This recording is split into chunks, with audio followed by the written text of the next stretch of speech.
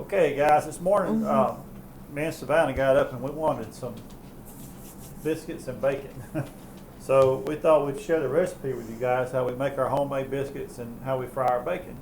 And a lot of people have trouble frying bacon. I was really surprised when I got talking to people about, cooking bacon, and a lot of people would say, I burn my bacon, or how you get it crispy and different things like that. So we just kind of want to share with you guys how to do that, how to cook bacon, how to make it crispy and good like you would get at a restaurant. And we'll show you how we make our homemade biscuits. We've had a video on previously about homemade biscuits, but we think we've done a little bit better job with our biscuit, and we just kind of want to revise that recipe and share that with you, share our revised version with y'all. So I'm in my sleep clothes. It's early in the morning. It's cold, and but me and Savannah, we up and we're making biscuits. So we're gonna share it with y'all. And I really didn't feel like getting all dressed up for the video. So I hope y'all okay with that. So we're gonna get started. So what I recommend, a lot of flour, especially your self-rising flour. If you're really just starting out making biscuits, White Lily is a good flour to use, a self-rising White Lily flour. I use an organic flour where you have to add your baking powder into it and your soda. But if you get a self-rising flour, you don't have to add these ingredients. But it's just the way I like to do it. That way I'm in control of what amounts of leavening agent I put in. So just remember, you can buy self-rising flour, and I would recommend White Lily if you do buy self-rising flour to make biscuits. Or you can buy plain flour, which is all-purpose flour, which you will have to add the salt and the leavening agent to. So that's what we're going to do today. We're adding the salt and the leavening agent to our flour, and I use an organic flour. It's called Arrowhead Mills. It's an organic all-purpose flour. So it doesn't have anything in it but flour. And there's no enriched ingredients like niacin, vitamin B, vitamin C, and all that kind of stuff. It's just flour. And that's why I like to use it. So it's just says organic unbleached white wheat flour, and that's it. That's all it's in. So this is what I like to use, and we're going to show you guys how to use an all-purpose flour today to make homemade biscuits. Okay? So we're going to get started, and like I said, a lot of packages that have a biscuit recipe on the back, and you can just follow that recipe. If you get in a White Lily flour, just follow that recipe, and it'll show you exactly what you need to do to make biscuits. And we're going to go through the motions for you. We're going to show you how to mix them and cut the flour, cut the lard and all that in, and just show you how to process your biscuits. But a lot of times the recipes, just go by that recipe on the amounts you need to use, and you'll be fine. Now this one does not have that recipe on the back. It's got a cake recipe, but I know what to do, and we're going to share that with you this morning. All right, so we're having bacon and homemade biscuits, fried bacon and homemade biscuits with maybe a little maple syrup drizzled on top of our biscuit when we get through. So we're going to get started. So Savannah's got about 2 cups of this all-purpose flour in her bowl, and we want to add lard to that. Now you can add a combination of lard and butter, but about a half a cup of lard is all you need. Or you can do a quarter of a cup of butter and a quarter of a cup of lard. Now your butter's going to need to be a little soft for it to work, but not melted. Okay, lard I keep it out, on the cabinet, so it always stays at room temp, and which makes it soft, and I can just always use it as is instead of keeping it in the refrigerator. You wouldn't be able to do this very well. So I don't really measure this. I know about how much to do. I make these things so many times. I make these biscuits so many times. I've made them so many times. So I'm going to get about a half a cup of this lard out. I know about what that is. I'm going to put it in here. And, well, let's back up. Got to change this out. All right. Getting ahead of myself. So first we're going to add our baking soda. Okay? So we're going to go with 2 teaspoons of baking soda, and about a half a teaspoon, I'll get it right in a minute. We're going to go with 2 teaspoons of baking powder and about a half a teaspoon of baking soda. Okay? Now if you want to leave the baking soda out, that's fine. I just do that for a little extra punch. And you can just go with like 2.5 teaspoons of baking powder. It'll be fine. But I add a little soda in there with it. And actually, baking powder is made up of baking soda and other ingredients. So I add a little baking soda on the end just to give it a little punch. Now we've got to have some salt. Most important ingredient if you're doing biscuits with all-purpose flour, you don't want to forget your salt, okay? Or your leavening agent. You'll have some really flat biscuits if you don't put your soda in there. So I'm going to do about a teaspoon of salt. You want to, I will even salt, if I'm using self-rising flour, I'll even add some extra salt to my biscuit, okay? So Savannah's going to stir this for us. Let me get her a whisk to do that with. And I have plenty of whisk to choose from. There you go. So Savannah's going to stir that up for us and get that mixed in before we add our lard. I was getting a little ahead of myself. So let's see, we'll set this out of the way. And the soda and the salt.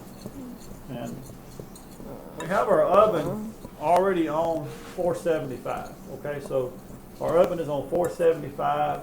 We're letting it preheat while we're making the biscuits. That's very important to have a preheated oven when you're making homemade biscuits. Okay, so we're at 475, but you know, don't be afraid to try different temps to see how your biscuits turn out. Sometimes I cook them on 450, sometimes I cook them on 500, sometimes I cook them on 475. So you can just try different techniques and see what you like, how they come out for you. Okay, so now we're going to add our lard. So I got about a half a cup of lard here, maybe a little more there. And what I'm going to do is I'm going to cut this in with my hand. Now they make these cutters you can cut them in with and all this kind of weird stuff, but I just take this lard and I take my thumb and my finger and I just rub the lard and the flour between the two until the lard is cut into the flour. And let me give you a little closer look at that. So you can see what I'm doing here, maybe. So I'm picking it up and I'm just rubbing it between these fingers like that. Rubbing between my fingers like that. Now you can keep doing this till it gets really, really small, like pea-sized pieces in here. But you really don't want to go that far with it. We're not making a pie crust. We're making a pie crust. You want to get a little finer than this. But on biscuits, you want to keep them keep your lard kind of lumpy in there. The lighting is kind of messing that up, but there you go. You see that? Yeah. So we still got lumps of lard in there. We're not just going to keep going until it's just all finely ground in. Okay. So here we go. All right. So Savannah's ready for the buttermilk, and always use buttermilk if you can. If you have to use whole milk, that's fine, but you get a much flavorful biscuit if you get a good quality buttermilk. It's a very important ingredient for your biscuits. All right, sister, so let's put this in. So I'm going to add a little buttermilk. If I want to know how much, well, I really don't know.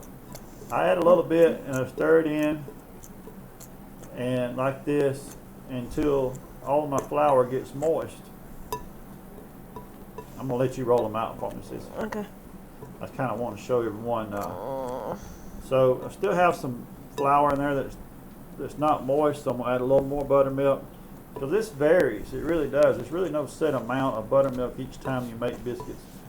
It's just according to a lot of different factors. And the kind of flour you're buying and all kinds of things. Humidity, the weather, you name it, it seems to contribute to how much buttermilk you use. So we're still a little dry. So I'm going to add a little bit more and work it in.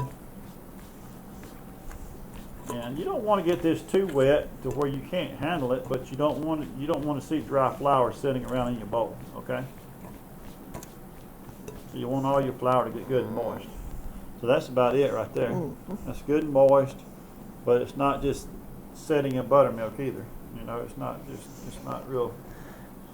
like mud. It's more like a clay consistency. Sort of a wet clay. I reckon that is mud, ain't it? All right, so let me show you this. Kind of give you an idea of what we come up with here. Yeah, you can see it's not setting in buttermilk, but it's all wet. Okay. So Savannah is going to help us roll these out. I'm going to have a little glass board here. And so what we're going to do is I'm going to get a little flour out of this bag. And I'm going to put it on this board. It doesn't take much. Once you do this a few times, you'll realize, and I used to use a whole bunch of flour on my board, thinking, wow, I gotta have a whole bunch of flour down here because this thing's sticky. But it doesn't take much because you don't want to overwork these biscuits. All you really want to do here is I'm just putting a little flour on the outside to help me move this around a little bit and to work this into a shape. So all I'm going to do is pat this down. I'm not going to fold it. I'm not going to push on it or press on it or any of this kind of stuff. I'm just going to pat it down to shape. So I just put just enough flour on the board to do that. Guys, once you get, I know this seems like it takes a lot of work, but it really doesn't. Once you get this down and know how to do this, I can have these biscuits made up in about 10 minutes and in the oven. I mean, just that quick. And once you get your technique down, so we're going to put that in our dish drain over there.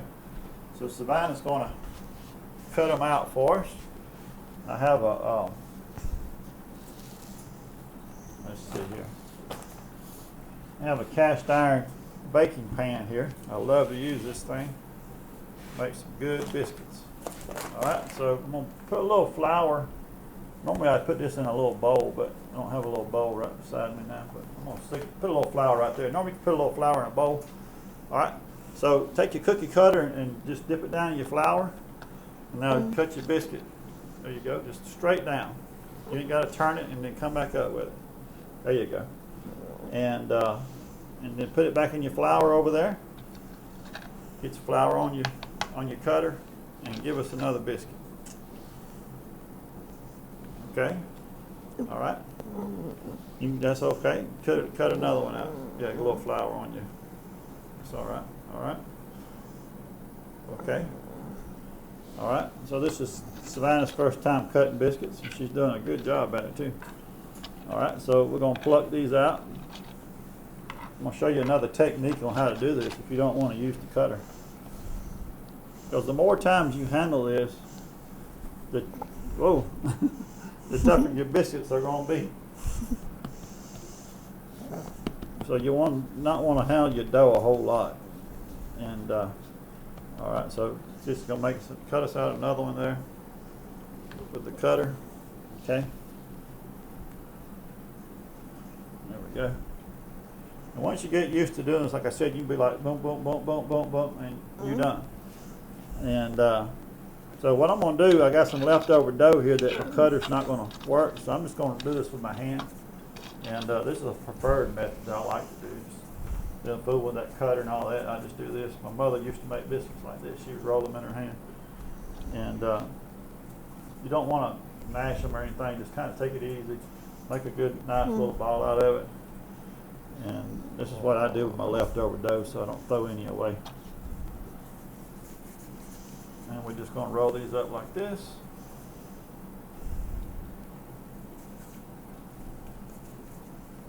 Okay, and we're going to put them on here. Now the ones you roll with your hand, you want to kind of press them down just a little bit, not much. Okay, all right, so we got our biscuits cut out, and give you a better look at that. So here we go. We're going to put these in the oven.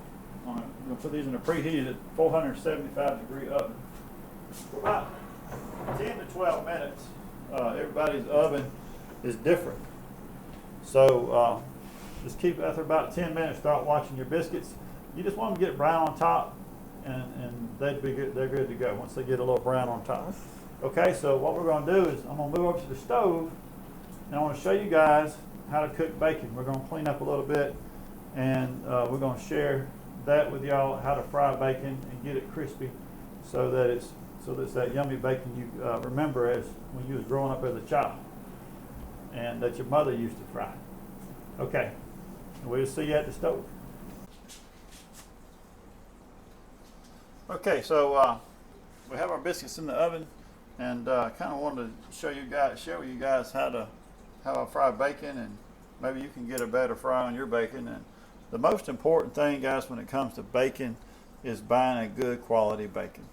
And if you go out and buy the cheap bacon, these little thin strips of bacon, they sell in these little packs like brine and things like that, you're not going to get a good crispy thick bacon. Okay, the bacon that you remember as a child. You got to go down to the bottom down there, and you got to get that good bacon, that bacon that's $11 a pound or whatever it is now. It's outrageous, but that's the good bacon. And the most important thing you want to do, you can see what I normally do is, I don't know if I have one to show you guys what I do. I don't think I have any extra bacon. I've already cut mine up, but what I normally do is I'll take a pack of bacon. If this is a pack of bacon, this butter, and when it's brand new in the pack, I'll go ahead and cut the whole pack in half, and then I'll take the 2 pieces out of the pack and I'll put them like in a Ziploc bag, and that's a perfect size for a frying pan. You can see I just got short pieces of bacon to fry, instead of trying to put long strips of bacon in here every time I fry bacon. I just go ahead and cut that pack in half and put it in a Ziploc bag, and then I just got little short strips of bacon that fit my frying pan. Okay, so you can see I put 6 pieces of bacon in here, and normally me and Savannah will eat 3 little pieces a piece. So I'll put 6 pieces of bacon in, and then I'll put this is important, guys, don't fry bacon on high, okay? I know you get into a big rush, but that's when you get into that. I burn my bacon every time, and it never comes out right. It's always burnt. And so you want a medium heat here, okay? You just want between high and low, somewhere around medium. Really, the lower you go, the better it's going to do, and the better this fat's going to render out of this bacon and make it crispy. So I'm always on like a medium heat, okay? So you just want your bacon to sit there on medium. It looks like it's not doing anything. It looks like it's not going anywhere. But trust me, just give it a few minutes. You want to probably start cooking your bacon before your biscuits, and because it takes bacon a little bit longer to render down to get that crispiness that you're looking for. Another way you can cook bacon is in an oven. Some people do that have trouble frying bacon. You can put it on a cookie sheet, on a rack. Just get you a rack. I think I have one over here. Let's see. I used to do this actually, but I really don't like doing it anymore. I don't know if I have it.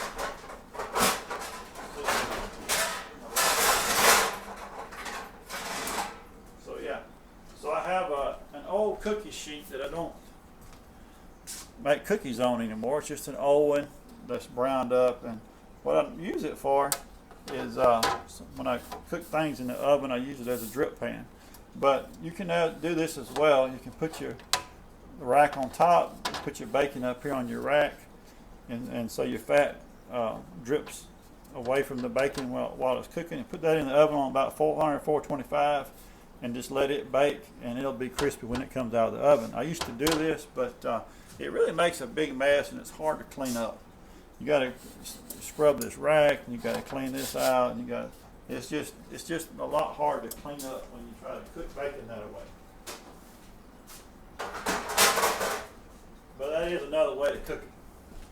So anyway, we're going to fry this bacon, and we have our biscuits in the oven, and I'll let you know how this turns out in just a few minutes. It'll take this bacon 10 or 15 minutes to render down, and our biscuits should take about 10 or 12 minutes.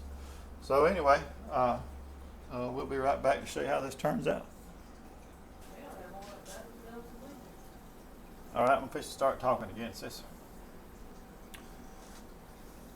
Okay, guys, so we have our bacon ready. You can see how that turned out, nice and pretty and crispy. And what I'm doing is when you get through frying your bacon, a good thing is good habit to get into is not to leave your bacon grease on the stove when you turn the eye off, because it will just sit there and just get hotter and hotter and hotter and just burn. I like to keep my bacon grease, so I have a little storage container. I pour my bacon grease in after it cools off. So if you keep your bacon grease, or if you want to start keeping bacon grease, just make it a habit of taking it off the eye when you get through frying your bacon and setting it over to the side somewhere for it to cool off, not just leaving it on the stove, because it'll burn and get a bitter taste to it if it just sits there. All right, so we have our biscuits ready, we have our bacon ready, and what I like to do is just take a biscuit, take one of my biscuits like this, put a little butter in it. If I can get the butter going here. A couple of pieces of bacon, of course, crispy bacon, and then put this on my plate. And now I like to take a little maple syrup. I love cane syrup, guys, but getting cane syrup in its purest form is almost become impossible. A lot of this cane syrup you see in the stores is not in its purest form. It has all these other things that's added to it, like high fructose corn syrup or regular sugar or whatever, whatever they can put in to sweeten it up and sweeten their water up. That's what I say, is sweeten water. But so I've gone to maple syrup, because it's about the only purest form of syrup I can find on the market anymore. And not many people make homemade cane syrup anymore. It's like